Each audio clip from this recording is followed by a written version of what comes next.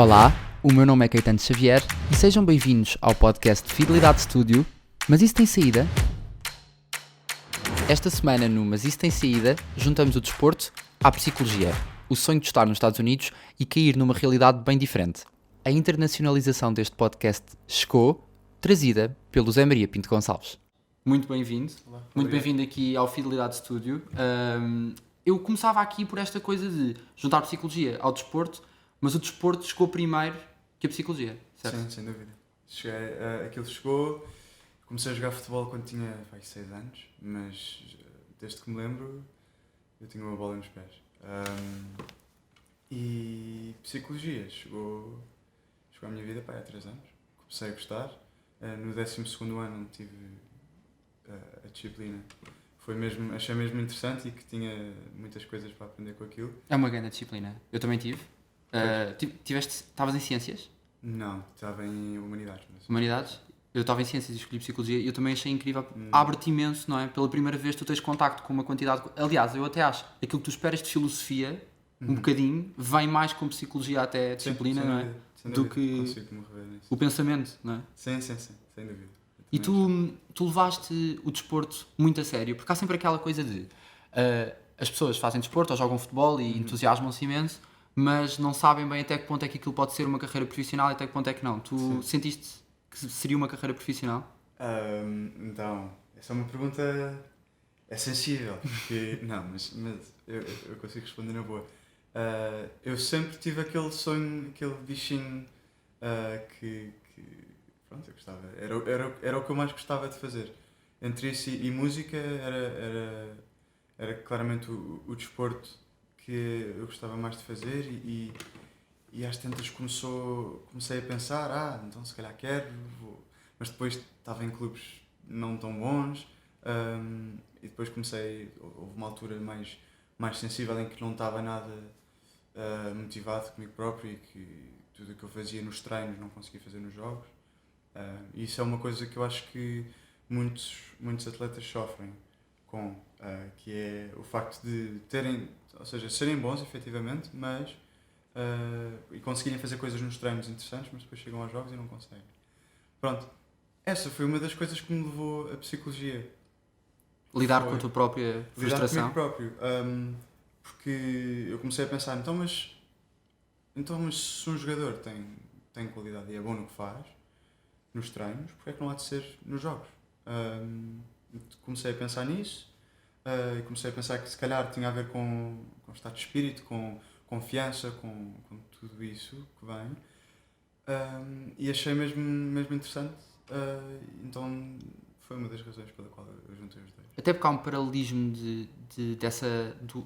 dos efeitos dessa pressão, um bocadinho em tudo aquilo que se faz, não é? Tudo. Tanto no desporto, tudo aquilo que depois inclui uma performance, muitas vezes a pressão dessa performance, e aqui é interessante porque há pessoas que ganham confiança e ganham um boost pelo facto de haver essa pressão, e há pessoas que acabam por, exatamente pelo mesmo facto de existir essa pressão, não conseguir chegar àquilo que queriam como... Sim. Eu estudei isso. Ok, e porquê que isto acontece? Já agora ficamos aqui em consulta. Eu tenho os termos em inglês, não sei se te importa. Não me faz impressão nenhuma. Pronto, então é a diferença entre um high achiever e um low achiever. Um high achiever, quando por exemplo está a jogar com o público, Sim. vai em geral vai jogar melhor. Um low achiever vai jogar pior quando tem público e joga melhor quando não está ninguém a ver. Ou seja, aqui a quarentena, o Covid ajudou os low achievers. Ajudou, sem dúvida. Por isso é que eu imaginava que quando o futebol chegasse, o futebol no fundo é o desporto que eu vejo mais, quando o futebol chegasse, de repente as melhores ligas do mundo teriam um nível um bocadinho pior, porque lá estão os melhores jogadores do mundo e sem público não há tanta pica. São profissionais, claro que sim, mas também são humanos e não... Sem público não há tanta motivação, diria eu. Isso notou-se? Eu diria que sim.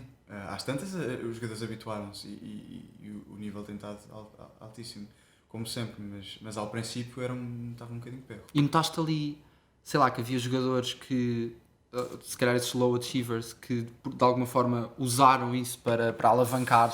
Eu não sinto que haja low achievers nas melhores ligas do mundo. Okay. Não há. Não me parece que haja. Mas Mas sim, talvez, também não os conheço, não é? Podia ter-se notado aqui um bocadinho pela performance. Em Portugal, achas que ainda é muito um hobby?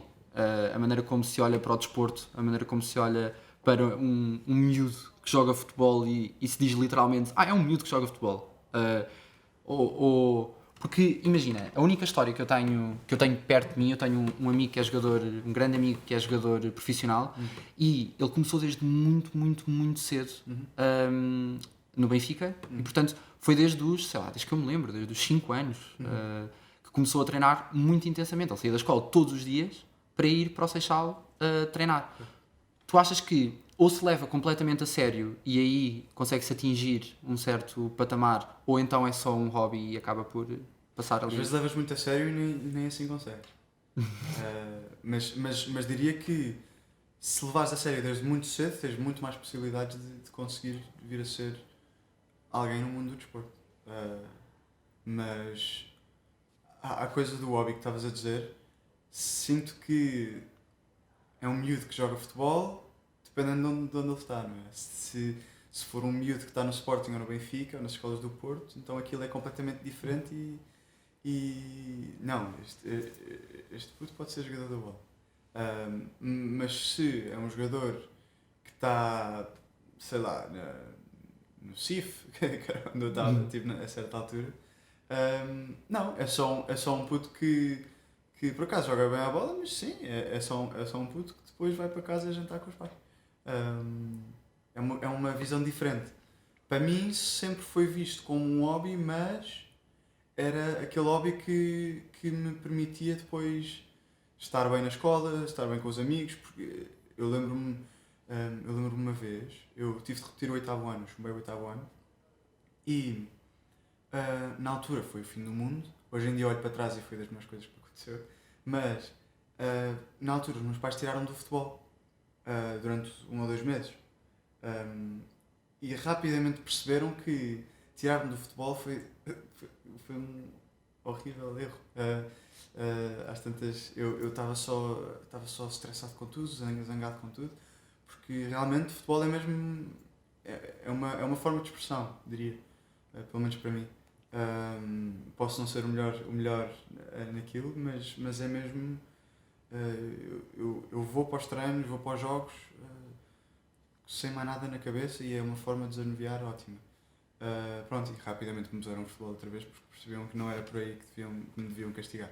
É interessante a ideia de que muitas vezes os pais acham se ele estiver demasiado ligado ao desporto ou se evoluir demasiado no desporto vai acabar por descurar um bocadinho o lado da escola, e tu provaste não só aí como também, já lá vamos, agora na faculdade, que é completamente conciliável e aliás traz benefícios, não é? Traz completamente benefícios. Está cientificamente provado que um desportista é mais saudável mentalmente do que um não desportista. Por isso acho que falo por toda a gente a seguir a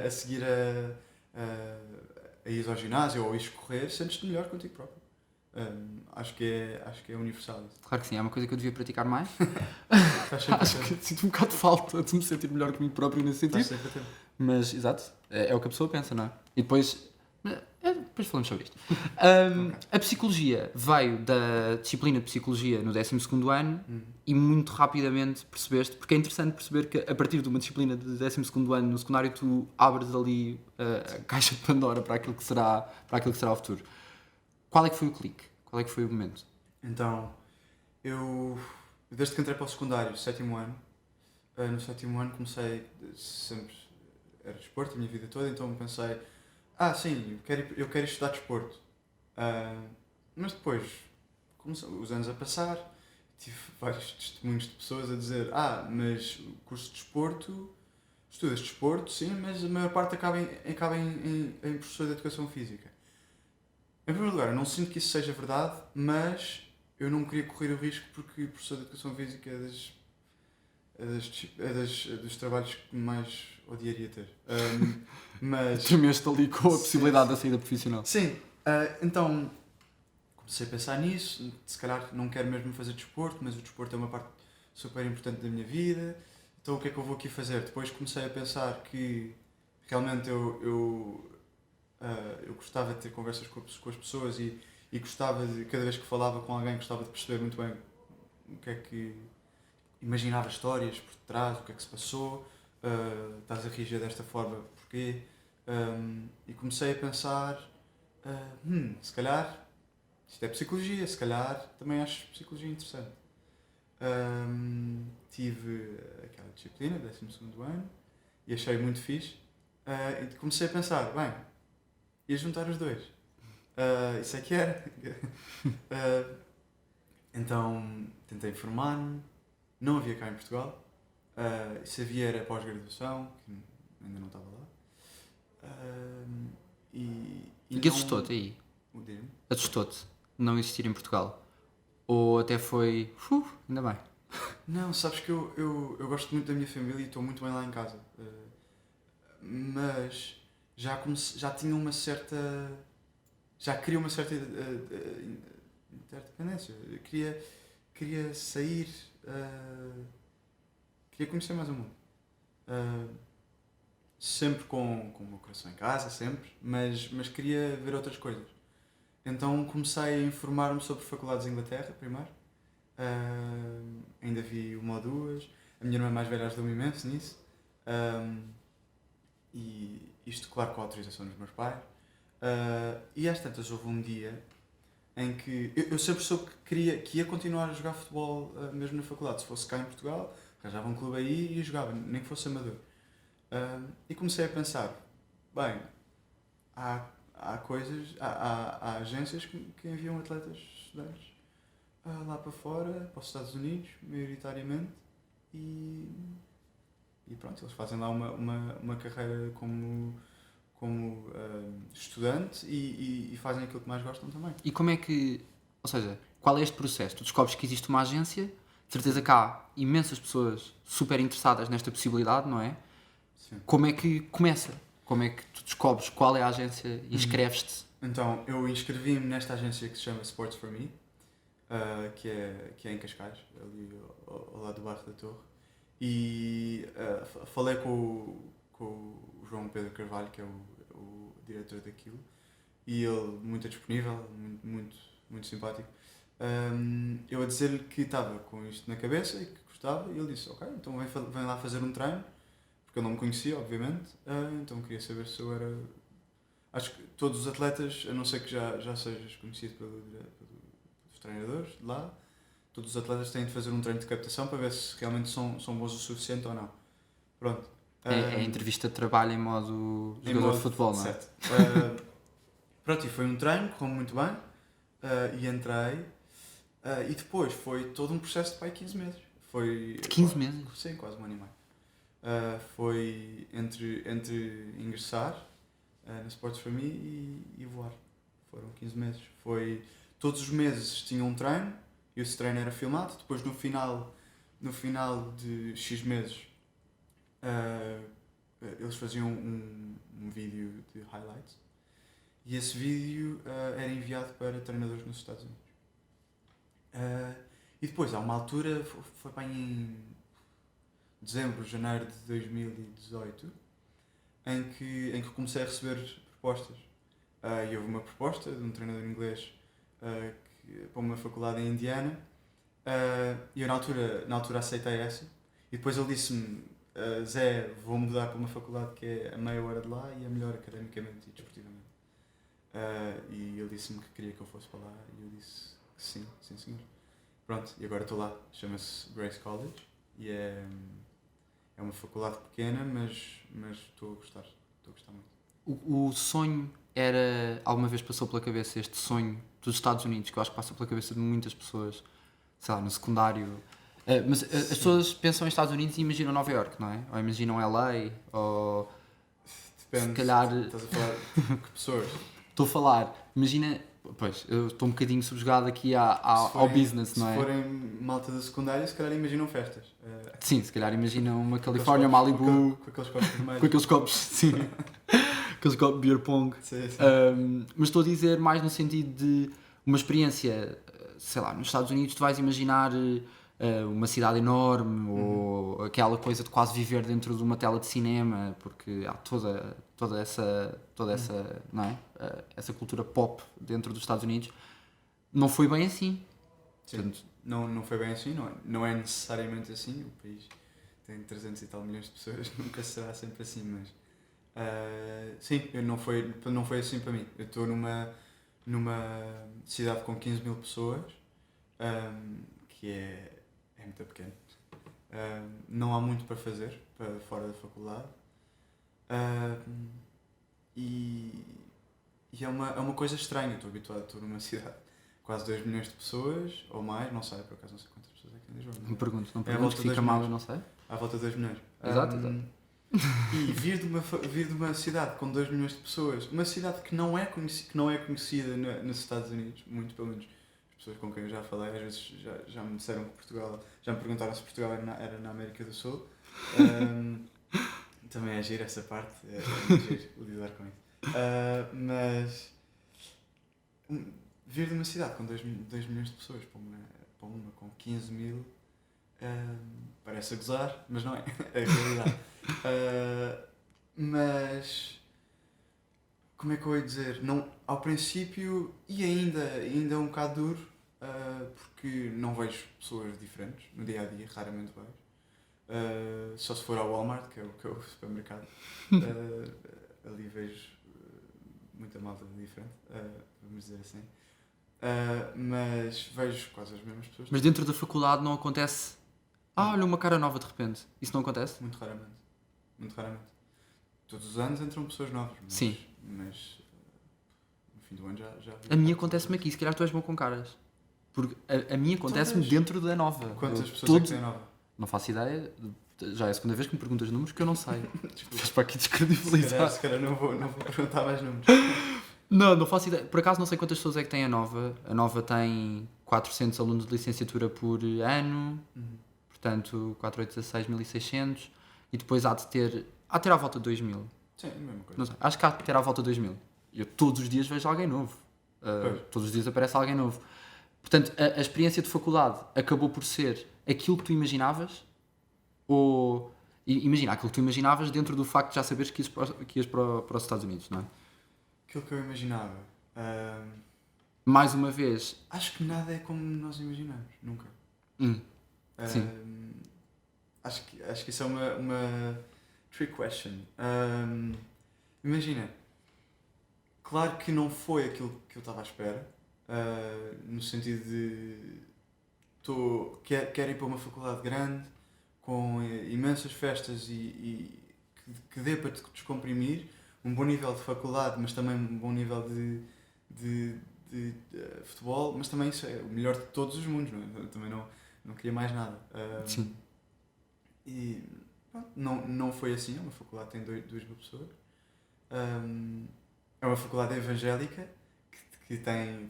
Aí é que é o maior choque para mim. Porquê? Porque. É quase porque não é? Hã? É quase porque não. Não. Então. Eu acho que se cá em Portugal. Isto também existe, mas se cá em Portugal nós temos muita ideia de que os religiosos mais conservadores são muito quadrados, sinto que lá ainda são mais. E a coisa que choca é que lá aparentemente são as pessoas mais tranquilas do mundo, super abertas a tudo, mas depois vais ter uma conversa com elas e dizem coisas que de repente ficas tipo, estás assim, muito bem, depois então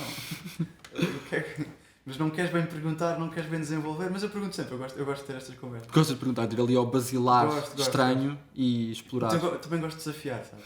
Às vezes quando dizem coisas, eu gosto de ser um bocado advogado do diabo e perguntar ali coisas mais para os pôr a pensar. Mas... Lembras qual é que foi assim, o primeiro embate que tiveste? Se a primeira ideia que ficaste a pensar? Sim. Olha, foi... o primeiro embate foi eles dizerem-me que eram cristãos e na mesma frase dizerem que agora só me lembro da palavra em inglês, isto acontece mais vezes, que apoiavam o Trump. Ok. Ou seja, cristãos e Trump na mesma frase, que é uma coisa que para mim me deixa aqui canitos, mas. Mas sim, ele aparentemente é cristão, evangélico, mas há muitas coisas com as quais eu não concordo com o que ele faz. Mas depois são pessoas que são fixe. Tu vais ter uma conversa com elas e são fixe.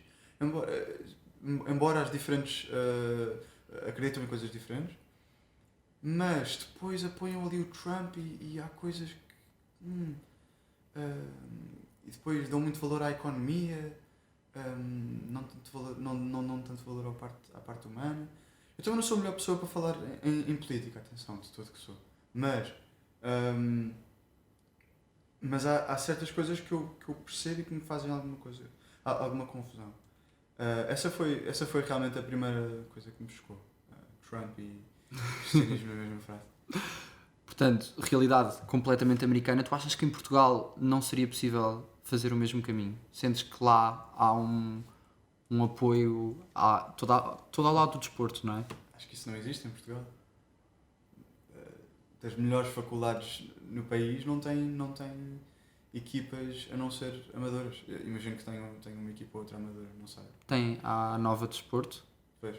Penso que sim. Percebes? Também não é bem a minha área, mas sim. Sim, mas imagino que seja um... Mas claramente não é o facto de haver todo um acompanhamento de carreira completamente paralelo. Há aqui uma simbiose muito, não é? Muito, muito dada naquilo que tu fazes entre desporto e o lado académico, que sim. Em Portugal não se sente. Sim, no mesmo espaço tenho aulas à tarde e vou ter jogo à noite. E a malta com quem eu estive na aula, se calhar vai ver o meu jogo. É fixe. É uma coisa diferente. Sim, isso é incrível e é uma coisa que não é nada vivida aqui. Não é nada. Mas também não existe essa cultura tanto. Porque existe muito mais a cultura de clubes, não de faculdades. Enquanto lá é completamente diferente. Lá não existem clubes, basicamente. As equipas são todas ou de escolas secundárias ou de faculdades. E sentes que as outras pessoas que encontraste, vives com mais 8 nacionalidades, as outras pessoas que encontraste também foram à procura disso? Todas. Mas as pessoas com quem eu estou ainda querem ser mais profissionais do que eu. Que é... Eu também não quero ser assim tanto. É só um sonho... É um sonho barato. Gosto mesmo de psicologia e sinto que vou jogar futebol até as minhas pernas caírem, mas não será a ganhar. Será por pura diversão, diria eu. Se calhar a vida dá voltas e nunca se sabe. Mas para já é esse o meu plano. Também, como já te disse, os planos nem sempre. Exatamente. Mas sim, a malta com quem eu vivo lá em casa, queres saber as nacionalidades? Podes dizer umas nacionalidades. Acho que é um bom cocktail, não é? Pode ser, já agora. Então, somos 9 lá em casa, eu partilho um quarto com um mexicano, depois num outro quarto tenho um neozelandês, um alemão e um japonês, depois no outro quarto tenho um da Trinidade e Tobago e outro da Venezuela, depois no outro quarto tenho um Brasil e um Inglaterra. Depois noutra casa, isto são 2 casas, noutra casa são 3 ingleses e um francês. Está aí uma mistura agradável. Que acaba por, se calhar, fugir também um bocadinho. Tu consegues ter esse lado mais, sei lá, mais severo ou mais quadrado que estavas a dizer na faculdade e depois em casa acabam por relaxar um bocadinho. Sim. E trazer os 4 cantos do mundo. Sim, às vezes para dentro da mesma quando casa. Preciso de ventilar é sempre para eles. É por casa. Sim, e eles igual. Porque no fundo sabemos todos que no fundo somos todos muito mais mente aberta do que as pessoas com quem nos damos lá. Por isso é bom chegar a casa e ter pessoas a quem contar o dia, às vezes a quem gritar o dia, às vezes é bom. E como é que é um dia normal? Um dia normal teu? Como é que acontece? Entre treinos, sei lá, mil e uma coisas que se devem passar, faculdade, treino... Então, quanto a aulas, depende, é de semestre para semestre, mas acordo, um dia de semana é acordar de manhã, tenho ou aulas de manhã ou ginásio, sim, no fundo, ou aulas de manhã ou ginásio. Depois, embora o ginásio seja horas que dá para 90% da malta da minha equipe. Só muito de vez em quando é que alguém não pode ir ao ginásio. porque as aulas não coincidem, por acaso. Mas aulas, ginásio, depois almoço, ou tenho 80 refeições por semestre na minha bolsa, que é fixe, é uma por dia, ou seja, vou almoçar, normalmente não almoço em casa. Ótimo, ainda dá ali Sim, embora o refeitório não seja fenomenal, mas e depois a seguir, ou tenho aulas, posso ter aulas a seguir ao almoço. Se não, tenho sempre treino às 4 da tarde. A seguir ao treino vou trabalhar, trabalho num dos refeitórios, que é o meu ganha-pão fixe. E depois, à noite, janto em casa. Cozinho a minha própria comida e janto em casa. E fazem aquela... Eu, quando estava em Erasmus, fazíamos imenso isto, que é aqueles pratos típicos. Tipo, hoje, esta semana, prato típico português, e depois para a semana, prato típico do Uruguai, depois para a outra. Já fizemos, mas é difícil porque somos 9. Nunca dá para juntarmos a todos. Normalmente temos dessas noites mais quando entramos de férias ou quando acabamos a época. Sim, quando acabamos a época, assim, eu lembro-me do ano passado. O ano passado não, há um mês ou 2 meses atrás foi o venezuelano a fazer. Não me lembro do prato, mas aquilo era muito bom. E às vezes é estragar um bocadinho a dieta do desportista, não é? Eu e desporto nunca fomos mega íntimos, mas para quem tem um estilo de vida saudável, como tu, e é cliente já à Fidelidade, nós estamos aqui sob a alçada da nossa querida Fidelidade, para quem já é cliente de Fidelidade, tanto a nível vida como a nível da Multicare, a nível de saúde, há um programa que é o Multicare Vitality que vê só isto. Portanto, é um programa em que tu instalas uma app, portanto tens uma app, não é? E essa app vai-te dando desafios, ou seja, desafios claro, para um nível de vida saudável, e tu vais cumprindo estes desafios e recebendo prémios e benefícios. Portanto, é uma app que te vai dando dicas, vai-te ali mandando num caminho que eu estou muito curioso. Aliás, eu depois, dentro dos benefícios, já não sei, vamos ter de ir todos ao site da Fidelidade, mas eu estou muito curioso para saber que benefícios é que se ganha e quais é que são os desafios. Estou aqui meio... Qual poderá ser o desafio? Então, há uma boa solução para isso. E qual é que poderá ser o benefício? Mas eu acho incrível, eu acho que tu devias ser altamente premiado, com toda a certeza, dentro desta aplicação. Sim, eu não sou exemplar. Mas esforças-te para um estilo de vida saudável? Na comida não tanto. Na comida sou bastante baldas até. Mas de resto sim, sei lá, não... Sim, faço desporto todos os dias, por isso diria que sim, mas este Natal por acaso tem sido menos, mas também... É Natal. Também estava a precisar de parar. É Natal, por favor. É tipo aquelas pessoas, tipo Carolina Patrocínio, quando começam com aquela coisa do é Natal, agora estou a estragar um bocado e tipo comeu uma bola por ali. Tipo, por favor, comam. Se fosse assim, então estragava a minha dieta todos os dias. Não, mas não sou exemplar em termos de comida, nada. Mas também acho que comer é das melhores coisas do mundo. Então, é verdade. É incrível. A pessoa tem de estragar um bocadinho às vezes. Sim, sem dúvida. Tem de ser um bocadinho às vezes. Olha, e tudo isto, portanto, tu mudas de continente, vais atrás deste sonho. Das primeiras perguntas que me vai à cabeça, eu acho que é das perguntas que se calhar vão na cabeça das pessoas que nos estão a ouvir e que eu acho que passa imediatamente, é se foi ao encontro das tuas expectativas. Se estudar Psicologia do Desporto é aquilo que tu... Outra vez as expectativas, já sei que tu estavas-me a dizer que os planos normalmente saem um bocadinho ao lado, mas se vai ao encontro daquilo que tu queres, se te apaixonaste pela área, se descobriste mais e gostaste daquilo que descobriste. Gostei muito daquilo que descobri. Também houve coisas que não gostei, mas... Faz parte? Mas faz sempre parte. Não, foi ao encontro das minhas expectativas, na medida em que havia coisas que eram de esperar, outras que não, mas que sobretudo estava aberto. O que vier, vai. Vou para um sítio diferente, não sei o que esperar, vou fazer-me à vida e ver no que vai dar. Acabei de rimar e não faço ideia. E há vontade de depois exercer nos Estados Unidos, voltar para Portugal, exercer num qualquer clube. Isso é um tema sensível. Não, estou a brincar. Não sei, sabes? Eu Eu gosto imenso de Portugal e acho que viver cá é mesmo um luxo. O nosso tempo, a nossa cultura é das coisas mais apetecíveis que o mundo tem para oferecer. Sei que não quero ficar no estado de Indiana, isso é certinho. Fica já aqui. Sim, porque por esta altura, enquanto aqui está uma brisazinha, lá estão para aí se calhar 3 pés de neve por toda a parte. E eu a queixar-me, o que eu me queixei hoje de manhã? Não, do frio? Não, estava frio realmente. Estava um gelo. Mas também lá agasalhamos demais. Estava frio realmente. Mas sim, mas depois é aquela coisa de ir para fora e de levar um choque de realidade e de darmos imenso valor depois às coisas, não é? Depois comparamos e ficamos, afinal somos uns sortudos. Eu acho que nós esquecemos muitas vezes que somos uns sortudos. De repente uma sopinha em casa não sou assim tão mal. Não sou assim tão mal, mesmo.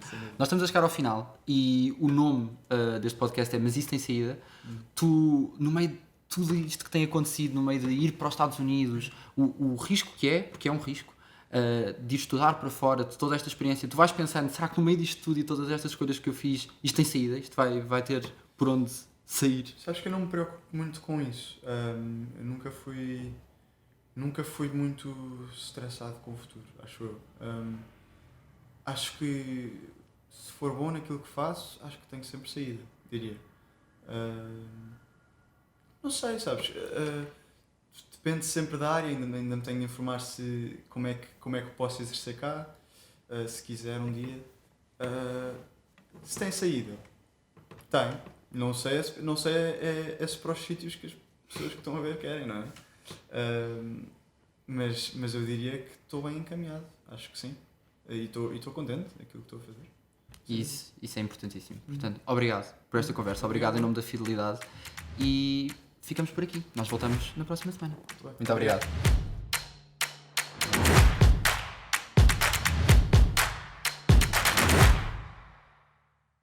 Este podcast é apresentado por Fidelidade Studio, um espaço disruptivo localizado na Nova School of Business and Economics. Através da gravação de vídeos e podcasts, pretende aproximar as novas gerações ao setor dos seguros e da fidelidade. Acompanha-nos no Spotify, YouTube e em fidelidadestudio.pt.